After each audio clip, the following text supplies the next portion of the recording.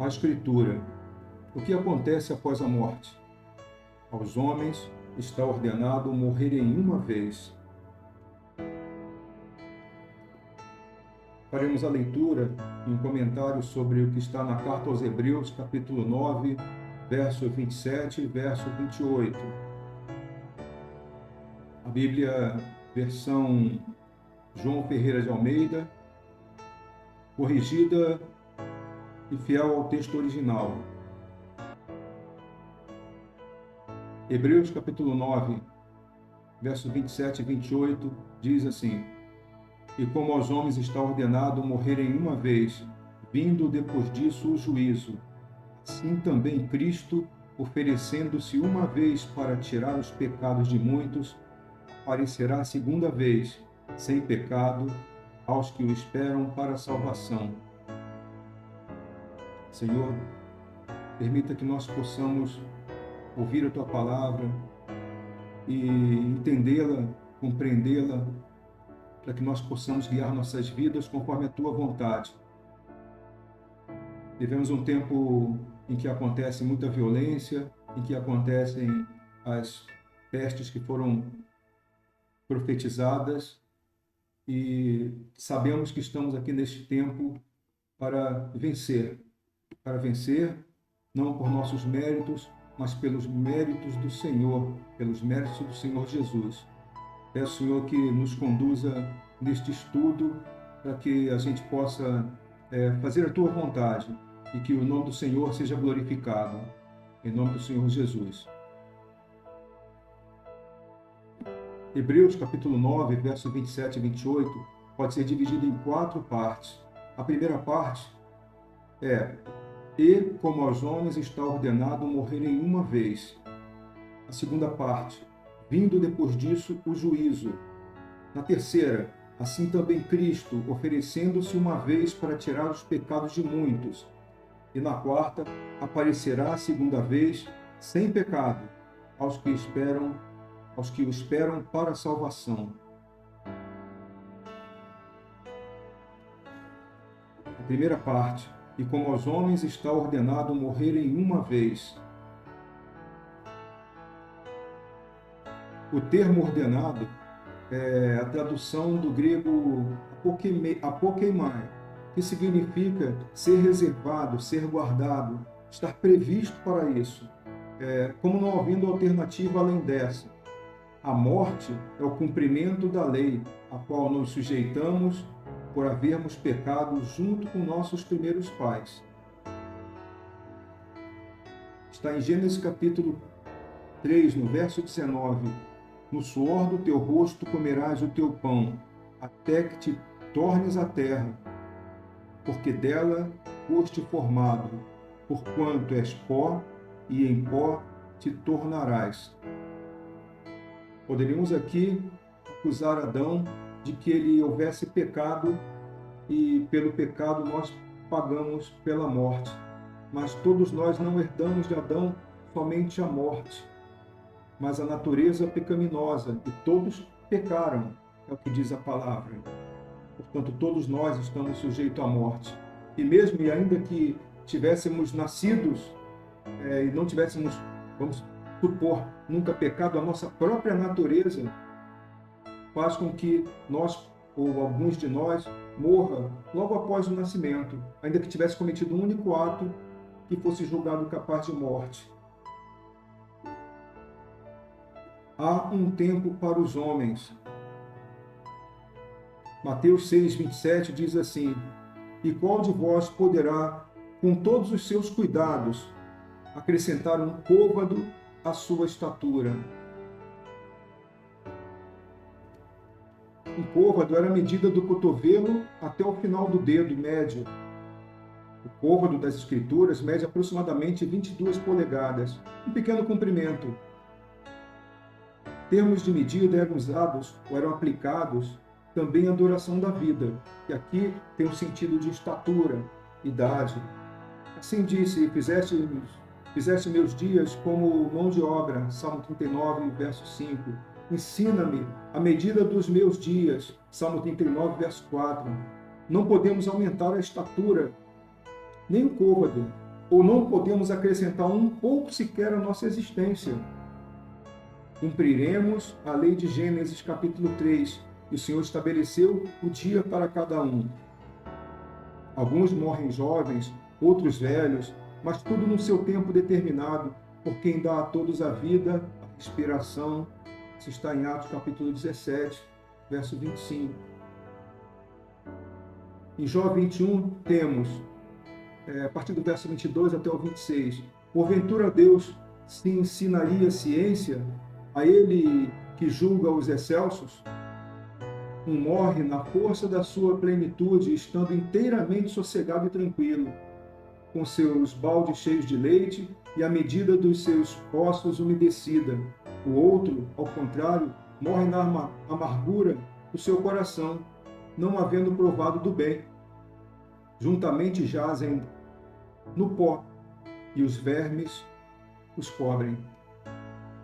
Portanto, não há um tempo de ter uma vida longa ou uma vida mais curta, que alguém possa dizer foi antes da hora, foi antes do tempo, mas o Senhor determinou essas coisas conforme está escrito. Na segunda parte temos, vindo depois disso o juízo. Então, após a morte, vem o juízo. Algumas religiões tentam consolar os homens para que se afastem da verdade, que é o verbo de Deus, a palavra de Deus. São semelhantes à serpente no Éden, que disse assim na conversa com a mulher: ora, a serpente era mais astuta que todas as alimárias do campo que o Senhor Deus tinha feito. E esta disse à mulher: é assim que Deus disse, não comereis de toda a árvore do jardim? E disse a mulher à serpente: do fruto das árvores do jardim comeremos, mas do fruto da árvore que está no meio do jardim, disse Deus, não comereis dele, nem nele tocareis, para que não morrais. Então a serpente disse à mulher: certamente não morrereis. Quando lemos essa palavra aqui, e aqui a razão de se dizer que o diabo é o pai da mentira, assassino, porque essa mentira levou a humanidade à morte, nós temos aqui certamente não morrereis. Mas se nós olharmos essa palavra isoladamente, certamente não morrereis, ela é uma palavra aparentemente agradável. Então, quando alguém vem com uma doutrina, alguma coisa diferente, e apregou ali algo como se a vida não acabasse, nós estamos aqui de passagem, aqui é uma viagem, e coisas semelhantes, nós estamos diante de uma serpente falando daquilo que é Satanás, o dragão, a antiga serpente. Certamente não morrereis, aquela palavrinha agradável de ouvir, o que inúmeras filosofias religiosas vão apresentar. Dessa mesma raiz do espírito do erro procedem a ideia de reencarnação, de evolução espiritual ou de purgatório e até de ritos que possam levar o homem a algum estado melhor após a morte. A Escritura, ao contrário, diz que vem o juízo. E aqui é interessante, eu pesquisando alguma coisa, encontrei uma forma de que vem um juízo, mas depois pode vir outro. Vem um juízo, sim, é fato. Numa religião que prega a reencarnação, vai dizer que vem um juízo, mas essa pessoa vai passar por novo processo e vai ter uma nova chance. Cuidado com aquilo que a serpente disse, certamente não morrereis. A palavra juízo aqui tem um sentido de julgamento final, que vai acontecer por toda a eternidade. E aí, qual caminho escolher? Há uma aparente liberdade de escolha, e muitos creem nisso. Como alguém pode enxergar o que há do outro lado se não pode vê-lo? Como alguém pode entender e saber o que há do outro lado se não pode vê-lo? Aqui nós estamos diante de uma ideia de que nós precisamos de quê? De fé. E a fé é a certeza de coisas que nós não vemos, que nós não enxergamos. Essa é uma porta exclusiva, a fé exclusiva para os que a ela foram concedidas. Foi concedida aos cristãos. aos que creem em Cristo. O juízo é certo, é inevitável.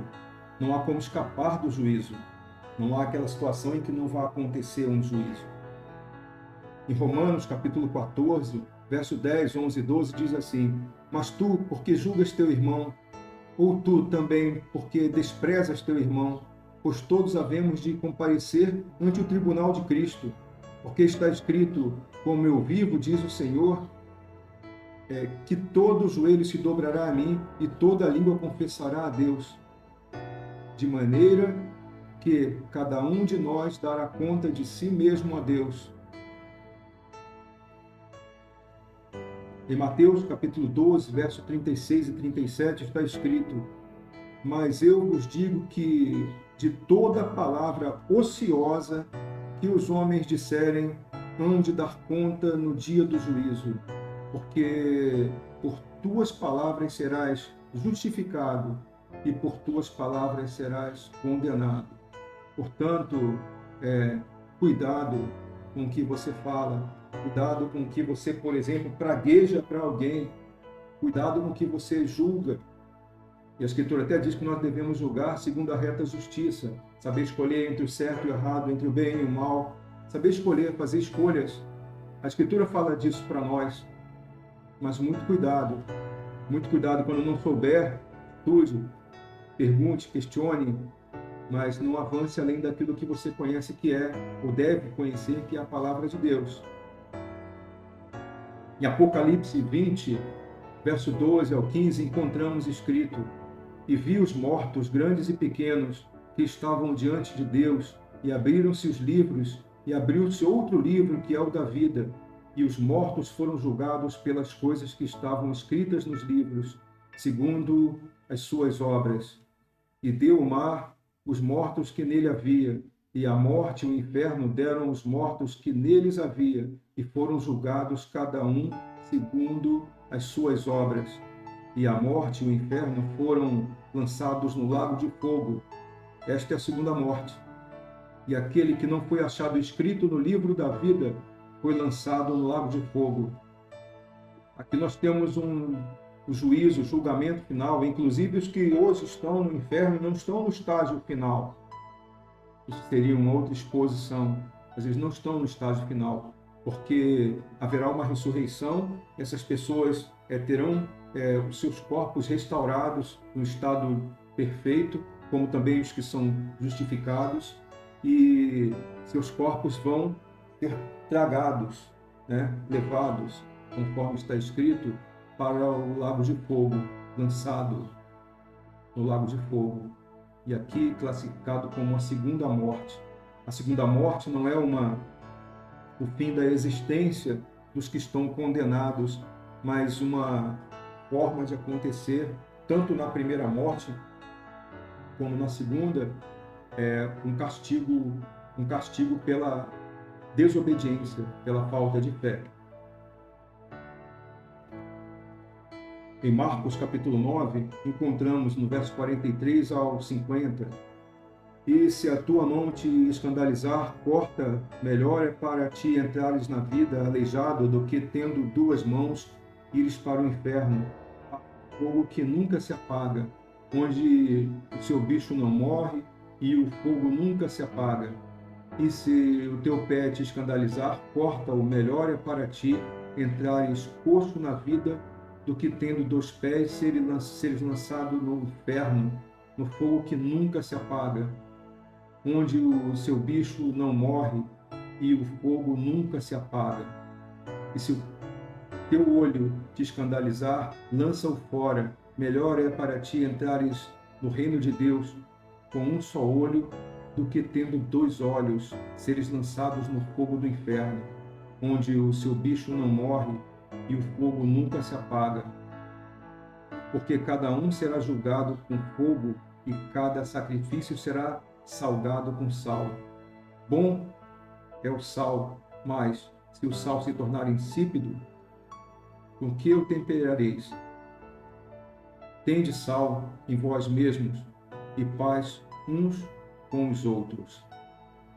E o termo que o Senhor Jesus fala justamente sobre o juízo, sobre o julgamento e a consequência dos atos.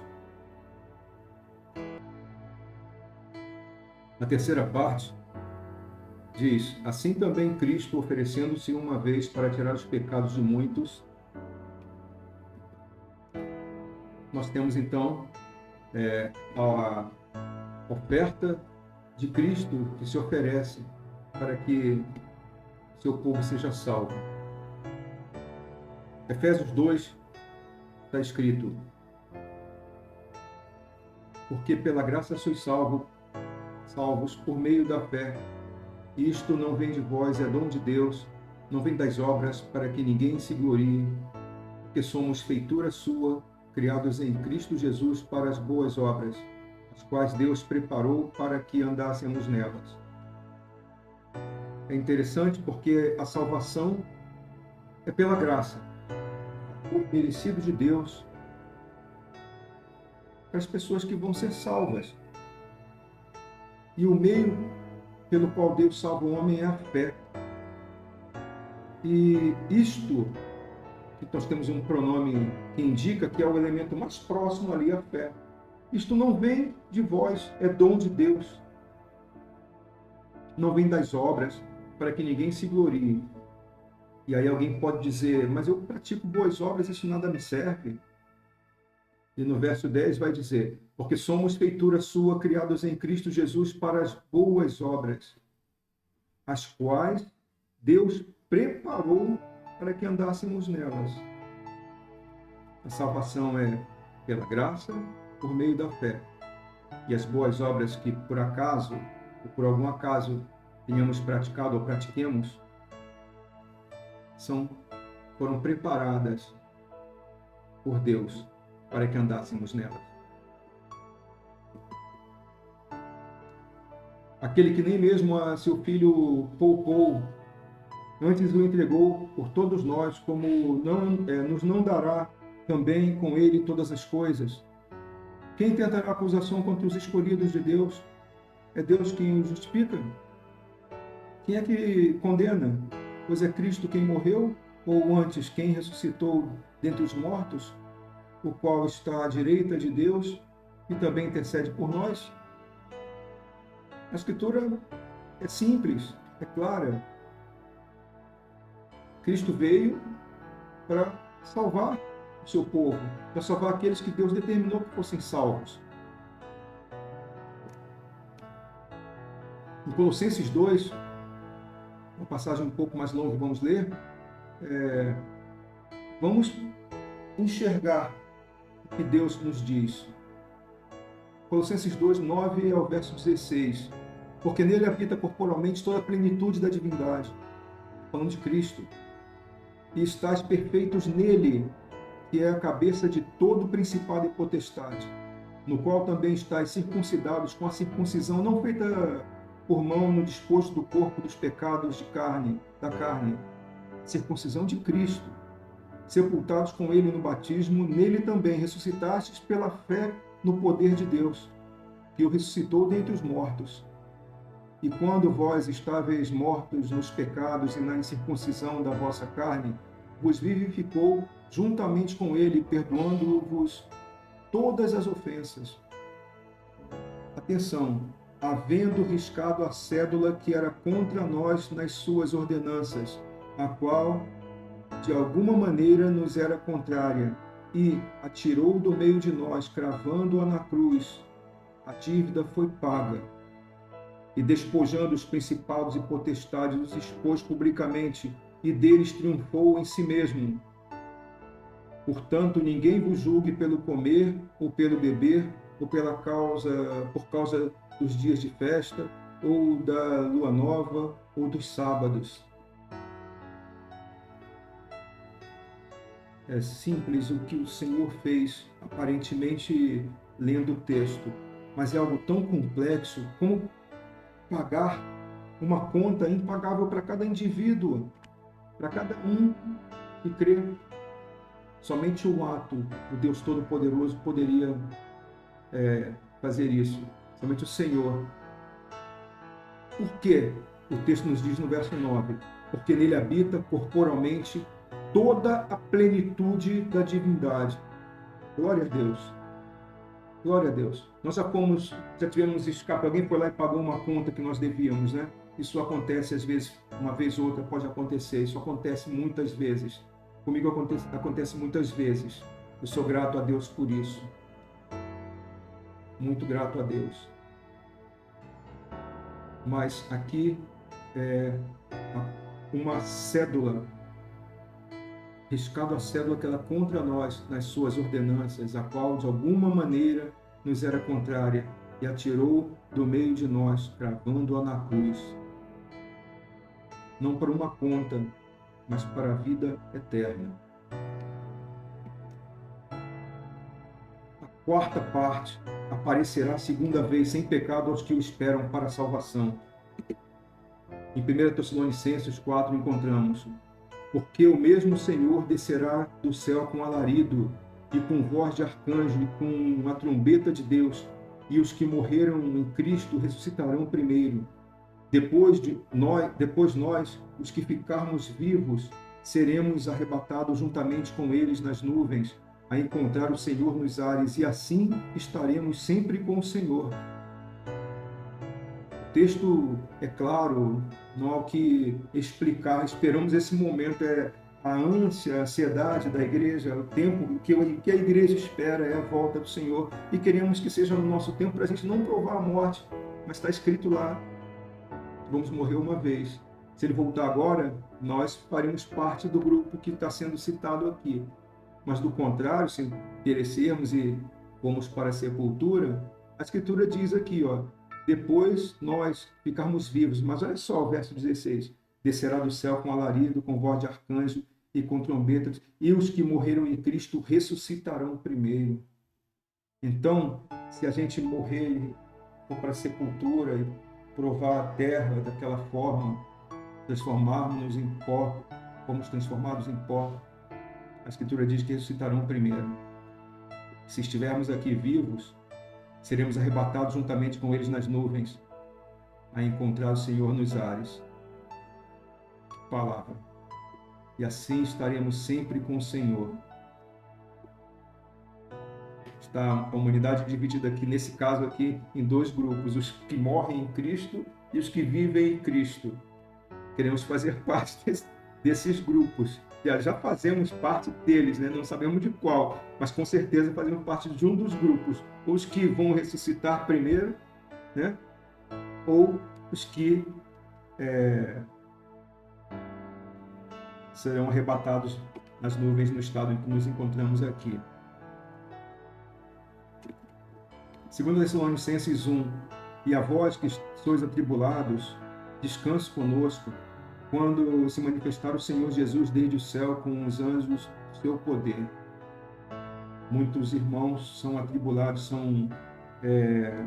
trabalham demais, vivem com problemas, ajudam pessoas, resolvem situações, estão sempre fortes ali, mas a palavra que o Senhor nos dá aqui: descanse conosco, como labareda de fogo, tornando vingança dos que não conhecem a Deus e dos que não obedecem ao Evangelho de nosso Senhor Jesus Cristo, os quais, por castigo, padecerão a eterna perdição ante a face do Senhor e a glória do seu poder, quando vier para ser glorificado nos seus santos e para se fazer admirável naquele dia em que todos os que creem, porquanto o nosso testemunho foi crido entre vós.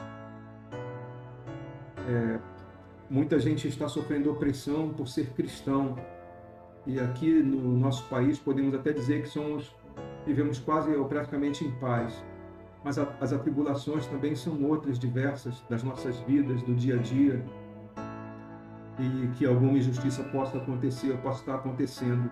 Vamos entender que o Senhor nos coloca e nos conduz dessa forma numa paz diferente, a paz que o Senhor nos dá. Estamos certos, pois, que, primeiro, depois do estudo que nós fizemos sobre esses dois versos de Hebreus capítulo 9, no caso, versos 27 e 28. E primeiro, os homens morrem uma vez, pronto.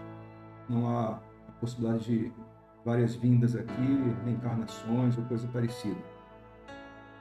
Após a morte, vem o juízo e nada mais poderá ser feito. Nenhum tipo de rito, de culto, missa, que outra coisa possa ser feita por alguém que já tenha partido.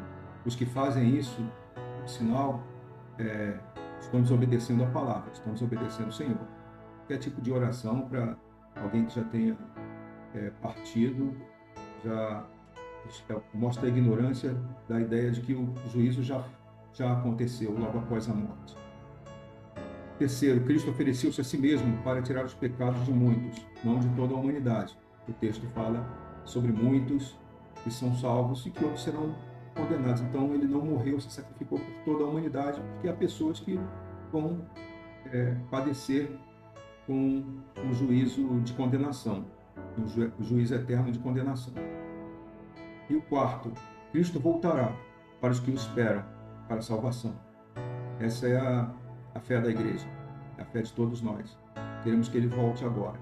Também sabendo, voltando lá para a primeira parte, de que nós estamos ordenados para a morte física, vamos nos tornar pó. No tempo determinado, Deus fará com que essa lei seja cumprida em cada um de nós. A Escritura é a palavra de Deus, a verdade de Deus para o seu povo. Que Deus nos proteja e nos livre do mal. Graça e paz.